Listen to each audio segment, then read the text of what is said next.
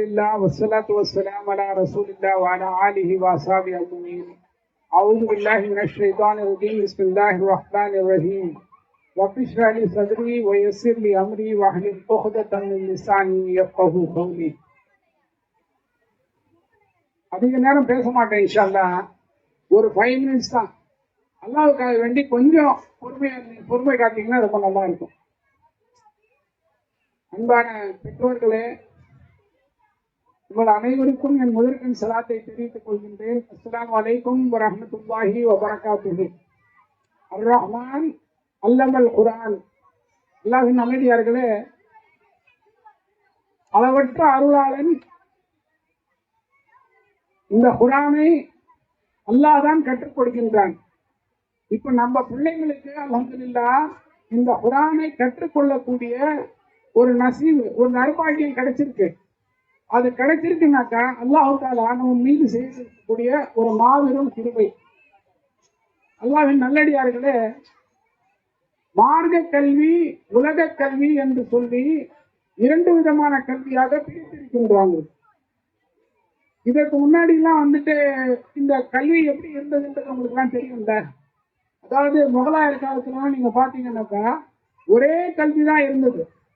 அதுக்கப்புறம் தான் இந்த கல்வியை ஆங்கிலேயர் வந்த பிற்பாடு மெக்காலே என்று சொல்லக்கூடிய இந்த கல்வி அமைச்சர் ஒருத்தர் இருந்தார். அவர் என்ன பண்ணாருன்னு சொல்லி கேட்டீங்கன்னா, இந்த மார்க்கத்தையும் இந்த உலக கல்வியையும் தனித்தனியா பிரிச்சாங்க. இந்த பிரிச்சதனுடைய விளைவு எப்படி அமைஞ்சதுன்னு சொல்லி கேட்டீங்கன்னாக்கா, நம்ம பிள்ளைகள் எல்லாம் இன்னைக்கு மார்க்கத்துல இருந்து தூரமா நம்மளை விட்டு விட்டு செல்லக்கூடிய ஒரு சூழ்நிலையை நம்ம பார்க்கிறோம். இன்றைக்கு இருக்கக்கூடிய கால சூழ்நிலை எப்படின்னு சொல்லி கேட்டீங்கன்னா, அல்லாஹ் தஆலா ஒரு விஷயத்தை ஹராமாக்கிட்டான்னு வச்சுக்கோங்க. ஒரு மது பழக்கத்தை ஹராம்னு சொல்லி சொன்னாக்கா, இல்ல ஒரு பெண்மணி அந்நிய ஆண்களோட பேசுறது ஒரு தவறான செயல்னாக்கா, அது எப்படி இன்றைக்கு எந்த சூழ்நிலையில கொண்டு போய் விட்டுருச்சுன்னு சொல்லி கேட்டா, நம்ம மார்க்க அடிப்படையில எதையுமே சிந்திக்கக்கூடிய தன்மை இல்லாத ஒரு சூழ்நிலைக்கு நம்ம தள்ளப்பட்டிருக்கோம். இப்போ ஏதாவது ஒரு பெண்மணி நீங்க பாக்குறீங்க, அந்நியர்களோட பேசுறாங்க, அவங்ககிட்ட போயிட்டு நீங்க இதை செய்யக்கூடாது, அது செய்யக்கூடாது அப்படின்னு நம்ம சொன்னாக்கா, அவங்க இது சட்டத்திய ரீதியா பார்க்கும்போது எனக்கு இது அனுமதி அளிச்சுதானே இருக்கிறாங்கன்ற சொல்லக்கூடிய ஒரு சூழ்நிலையை நம்ம எடுத்து பார்க்கிறோம்.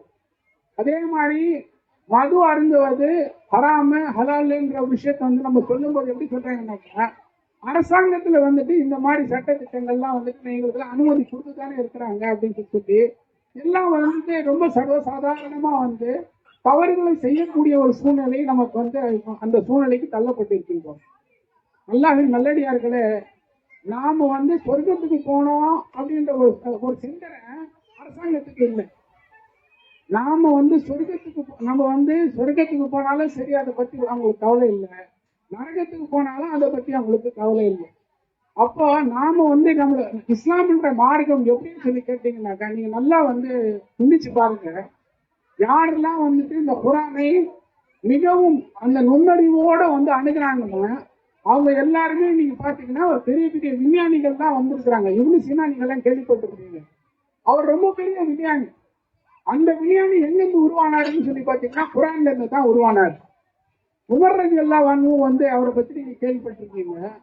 அவர் he was a very good administrator. அவரை அவங்க தகப்பனார் எப்படி சத்தம் போடுவாருன்னு கேட்டாக்கா, 4 ஒட்டகத்தை கூட மேய்க்கிறதுக்கு நீ லாயக்கு இல்லாதவன் அப்படின்னு சொல்லிட்டு அவரை ரொம்ப அவருடைய பழக்க வழக்கங்களுக்கு அந்த மாதிரி கோவப்படுவாரு. ஆனா அதே உமர் ரலியல்லாஹு அன்ஹு நீங்க பாத்தீங்கன்னாக்கா, என்னைக்கு அவருடைய உள்ளத்துல குர்ஆன் என்ற அந்த வசனங்கள் இறங்கிச்சோ, உலகமே அவரை பாராட்டக்கூடிய அளவுக்கு, அவருக்கு சொல்லக்கூடிய அளவுக்கு அல்லாஹ் தஆலா அவர்களுக்கு ஒரு திறன் கொடுத்தாங்க. காந்தியடிகள் முதல்ல சுதந்திரம் வாங்கினதுக்கு அப்புறம் என்ன சொன்னாங்கன்னு கேட்டீங்கன்னாக்கா, உமர் ரலியல்லாஹு அன்ஹு போல் நம்ம ஆட்சி செய்யணுன்ற ஒரு விஷயத்தை பதிவு செஞ்சாங்க. நான் சொல்லக்கூடிய விஷயம் என்னன்னு சொல்லி கேட்டீங்கன்னா, இந்த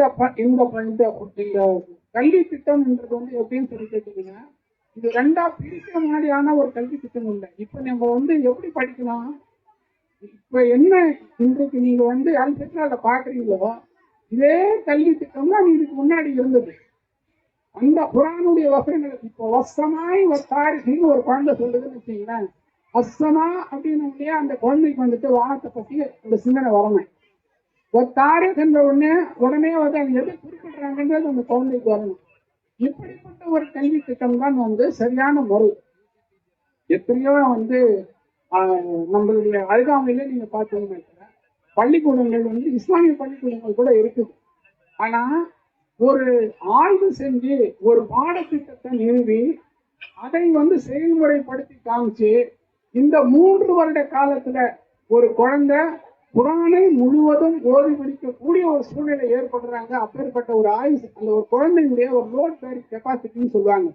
அந்த 3 வயசுல அந்த குழந்தை எந்த அளவுக்கு வந்துட்டு உள்வாங்கக்கூடிய சக்தி இருக்கு, 4 வயசுல அந்த குழந்தைக்கு எவ்வளவு உள்வாங்கக்கூடிய சக்தி இருக்கு, இதெல்லாம் நீங்க வந்து நெட்ல போய் பார்த்தீங்கன்னா கூட நாசாவில் இருக்கக்கூடிய அந்த பிரெயின் டெவலப்மெண்ட், அந்த காக்னிட்டிவ் டெவலப்மெண்ட் பற்றி நீங்க பார்த்தீங்கன்னாக்கா மிகவும் ரொம்ப நல்லபடியா, அதாவது குழந்தைக்கு வந்துட்டு எதிர்மறையான சக்தியே இல்லாத நேரம் அந்த நேரம் எதை சொன்னாலும் உள்வாங்கக்கூடிய ஒரு சக்தி. இந்த அந்த அந்த இதை ஐடென்டிஃபை பண்ணி ஒரு கல்வி பாடத்திட்டத்தை எகிப்து நாட்டுல நூறுல் பயான் பல் ஃபத்வர் ரப்பானி என்ற பேருல அவங்க வந்து அதை நிறுவனதுக்கு அப்புறம் அதனுடைய பிரதிபலிப்பு தான் நீங்க இன்னைக்கு பார்க்கக்கூடிய இந்த பாடத்திட்டம். நீங்க இந்த கிட்டத்தட்ட ஒரு 2.5 hours இந்த ப்ரோக்ராம் நடந்தது நீங்க பாத்தீங்க.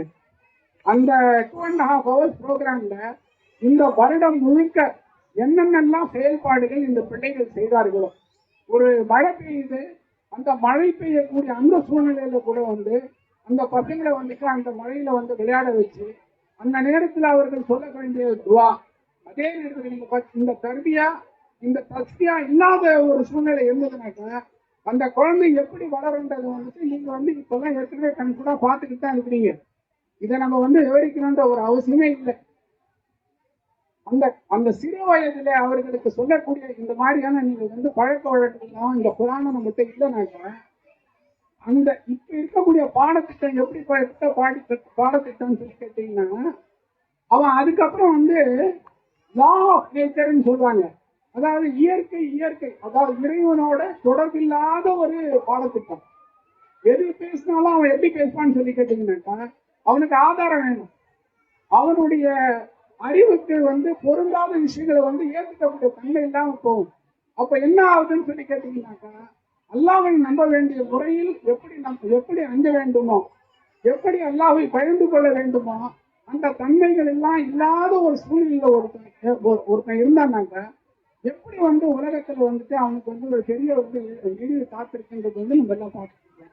அதனால அல்லாஹ்வின் நல்லடியார்களே, நான் சொன்னேன் இப்போ நம்மளுடைய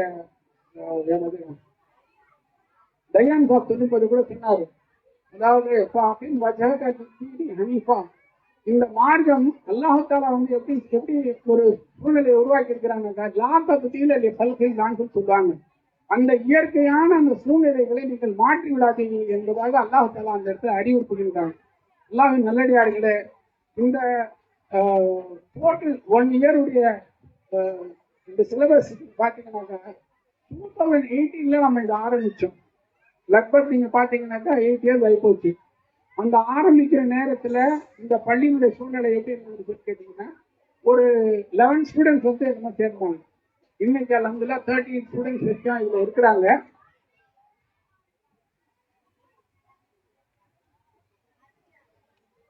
இந்த பசங்களுக்கு சொல்லக்கூடிய இந்த தஹஜ்ஜுத் மெத்தட்ல அவங்க சரிவர வீட்லயும் வந்து அதே மாதிரி ஒரு சூழ்நிலையில வரணுன்ற ஒரு சூழ்நிலைக்காக வேண்டி பேரண்ட்ஸுங்களுக்கும் வந்து அல்ஹம்துலில்லாஹ் நம்ம வந்து கிளாஸ்க்கு வந்து சொல்லி கொடுத்துட்டு இருக்கிறோம்.